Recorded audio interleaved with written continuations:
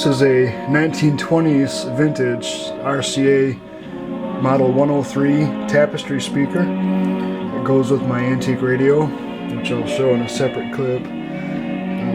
Right now I've got it hooked up to my speaker test jig, and I'm running it with the 70 volt output setting, and it works surprisingly well, despite I'm sure there's an impedance mismatch, but it still sounds quite good.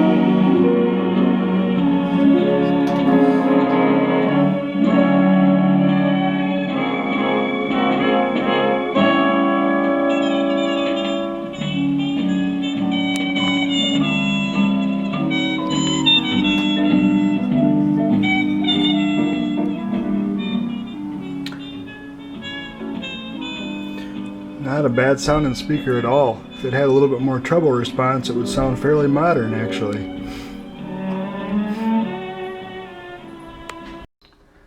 Here's the radio that was with the speaker. This is a RCA Radiola 60, I believe from 1928. I could be off, but I'm pretty sure that's when it was made. It does work, and it's not for sale. This has been in my family for many years, and it's in almost mint condition aside from the little chip in the cast iron here, which is very unfortunate.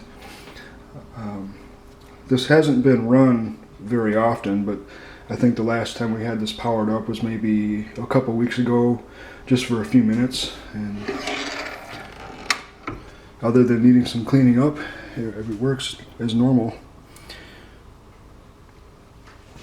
It's got an asbestos pad down there in the bottom of the cabinet that's supposed to be underneath the power supply, but it's out of place. And I'm hesitant to move anything in this cabinet because I'm sure the wiring is extremely brittle, and the last thing I want is to crack any of the insulation. So I'm probably going to leave this thing alone until it needs to be serviced. It's a pretty neat old radio though. Sound quality is surprisingly good for something from 1928.